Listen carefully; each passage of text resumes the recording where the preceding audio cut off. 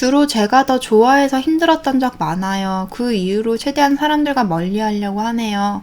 이것도 조심해야 되는 함정이 있어요. 나는 나이기 때문에 내가 저 사람한테 좋아하는 감정은 잘 느낄 수 있지만 저 사람이 나를 어떻게 생각하는지는 못 느껴요. 상대방이 표현을 안만 해도 못 느껴요. 여러분들이 상대방이 심장에 들어가는 게 아니기 때문에. 그래서 반드시 거기에 대해서 체감하지 못하는 게 있어요. 그리고 두 번째로 상대방을 내가 좋아하는 만큼 상대방한테 내가 바라는 게 되게 많았을 수도 있어요. 그러면 좋아하는 거 중요한 게 아닌 거야. 상대방을 내가 이렇게 뭔가 강요하고 있고 기대를 하고 있고 내가 억압하고 있다면 상대방은 본능적으로 도망가고 답답해하고 그 애정을 싫어합니다. 애정 자체를 싫어해요. 왜냐면 애정이 보통 집착에서 같이 나오거든요. 사람이 자기 마음에 여유가 있어서 조금 성숙한 이런 걸 가지고 있지 않은 이상은 내가 주는 만큼 돌아오길 바래요. 주는 만큼까지는 아니어도 반의 반은 돌아오길 바랍니다. 이렇게 생각하고 싶지 않지만 대부분은 그래요. 왜? 여러분들이 지금 사정이 여의치가 않아. 마음 사정이 여의치가 않아. 마음이 만수르면 막 퍼준 다음에 내가 퍼줬는데 뭐 네가 안 돌려줘도 난 남아 도니까 괜찮아 이러면서 이제 빠이빠이 이러는데 여러분들이 한 푼 두 푼 이 마음의 에너지를 한 푼 두 푼 아껴서 살다가 보는 이런 사정이다 보니까 다른 사람한테 이만큼 준 게 진짜 큰 거야. 그래서 돌려받을 걸 계산할 수밖에 없고 강요할 수밖에 없고 기대할 수밖에 없어요. 여러분들 마음 사정이 안 좋으면 안 좋고 궁핍하면 궁핍할수록 더 기대하고 더 집착하게 돼요. 근데 보통 그렇게 안 돌려주거든. 그리고 일단은 돌려받으려고 주는 마음 자체가 상대방한테 굉장히 큰 부담으로 작용해서 상대방은 그 마음에 거부하고 싶어하고 그 마음에 더 본능적으로 회피를 하게 됩니다. 그래서 제가 너무너무 진심이었는데 상대방이 저한테 이런 경우들이 보통 애정을 주는 만큼 집착도 같이 하고 그리고 기대도 같이 투사를 해서 관계가 어그러지는 경우가 많아요. 그럼 서운한 일이 많이 생기지. 집착하지 않는 게 정말 중요해요. 관계에 있어서. 내가 진심은 줄 수 있어. 하지만 내 진심을 상대방이 종이접기 해서 학으로 날리든가 태워먹든가 남한테 뿌려주든가 상대방한테 넘어간 진심은 상대방이 어떻게 받아들이는지 상대방의 몫이에요. 근데 내가 진심을 이렇게 귀하게 없는 사정이 이렇게 만들어줬으면 상대방이 아이고 황송합니다. 아우 감사합니다. 아우 너무 감동입니다. 이러면서 받는다고 당연하게 생각을 하는 건 아니었는지 한번 떠올려보세요.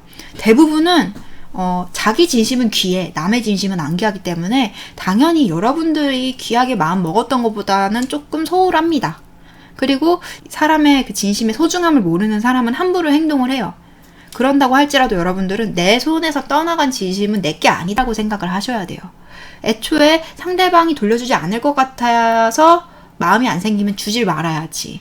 그러니까 애초에 진심을 표현할 때 내가 친절했는 상대방 친절하지 않을 수도 있어. 친절하면 좋겠지만 아무것도 기대하지 않아. 그냥 주는 선물이야. 이렇게 해야지 관계에 있어서 집착을 안 하게 되고 그 관계가 건강하게 흘러가는데 자꾸만 주면서 여러 가지 꼬리표가 많아요. 진심어리 선물 상자를 줬어 상대방한테. 근데 거기 뒤에 써있는 거지. 이 진심을 돌려주지 않으면 넌 천하의 나쁜 인간임 이러면서 이 진심은 나한테 있어서 정말 귀하고 내가 정말 없는 사정에 이렇게 힘들게 준 진심이니까 당신은 반의 반이라도 꼭 갚아야 되고 내 마음을 알아줘야 되고 막 이러면서 나한테 이제 잘 챙겨줘야 되고 나랑 최고의 친구라고 생각해야 함 이런 식으로 막 여러 가지 추신을 달아. 쓸데없는 거라는 거죠.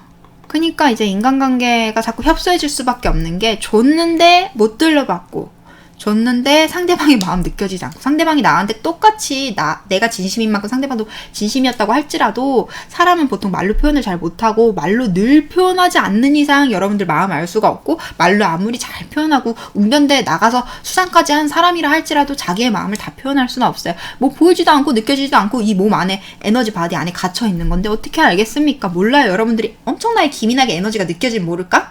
그러니까 여러분들은 폄하하기 아주 쉬워요. 내 마음은 이렇게 해주기 쉽지. 왜냐면 난 여기 생생하게 느끼니까.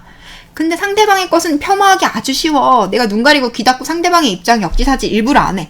일부러 안 해요. 인간관계 트러블 겪을 때 여러분들이 일부러 내가 미안한 마음 생기고 갑자기 전세가 역전돼서 사실은 내가 가해자고 상대방이 피해자일 수도 있겠다는 그 가능성이 무서워서 역지사지를 안 해요.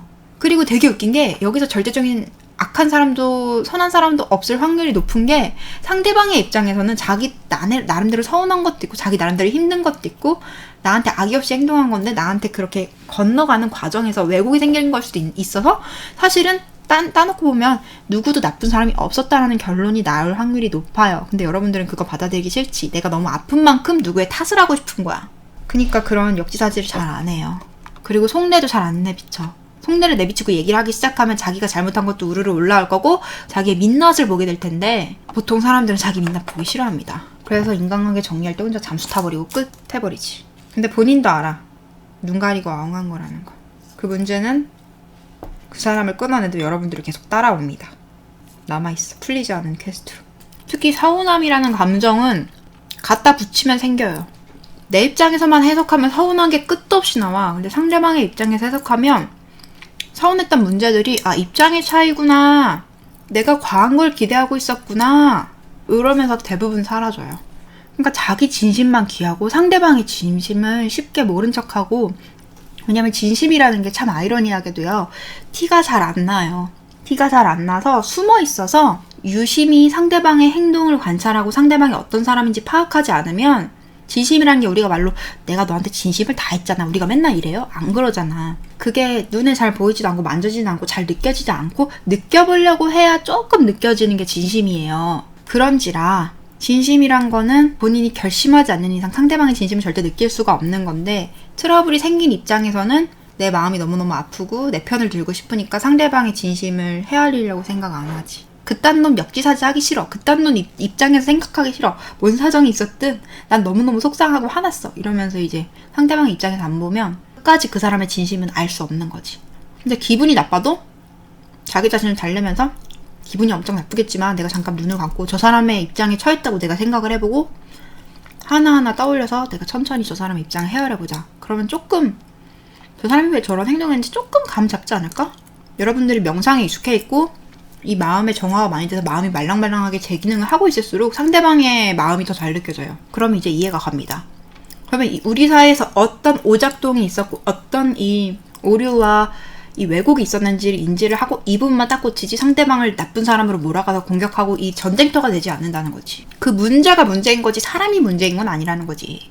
사람이 나쁜 게 아니라 그 사람과 나 사이에 일어난 그 문제가 문제인 거예요. 근데 여러분들은 누구를 탓하고 누구를 죽여버리면 누구를 끝장을 내면 내가 이 문제를 해결한 줄 알아. 아니에요. 그 문제는 남아있어요. 그 문제를 해결하는 과정에서 서로 조율하는 과정에서 새롭게 알게 되는 게 많을 거예요. 내가 이런 부분을 당연하게 생각했는데 사실 이 부분은 좀 내가 혼자 좀 남들하고 다른 견해를 가지고 있구나. 또는 내가 좀 이런 성격이구나. 이러면서 나에 대해서 알아간단 말이야. 근데 그런 과정 안 거치면 세상 사람들이 이상해. 세상 사람들이 이상하고 난 정상이야. 이렇게 됩니다. 누구한테 죄인이란 낙인을 찍으면 문제가 함께 해결이 되는데 누구의 문제도 아니고 우리가 여기서 조율을 잘해야 된다라고 결론이 나면은 너무 생각할 것도 많고 자기 속상한 것도 공감이 못 받아지니까 속상한 거를 풀 수가 없으니까 사람들이 자기가 유리한 방향으로 그리고 쉽게 결론을 내려버리죠. 그걸 까보지 않으면 사실 누구의 잘못이었는지는 아무도 모르고 뭐가 문제였는지도 아무도 모르는데 때때로 그런 경우도 있어요. 영원히 그 사람의 문제로 남기게 하고 싶어서 관계를 안 풀고 그냥 정리해버리는 경우도 있어. 단기적으로 봤을 때는 도피 수단으로서 훌륭했을지 몰라도 장기적으로 봤을 때는 굉장히 안 좋은 태도지. 내 주변에 소중한 사람들도 다 떨어져 나갈 수 있어요. 그런 식으로 관계를 회피성으로 하면.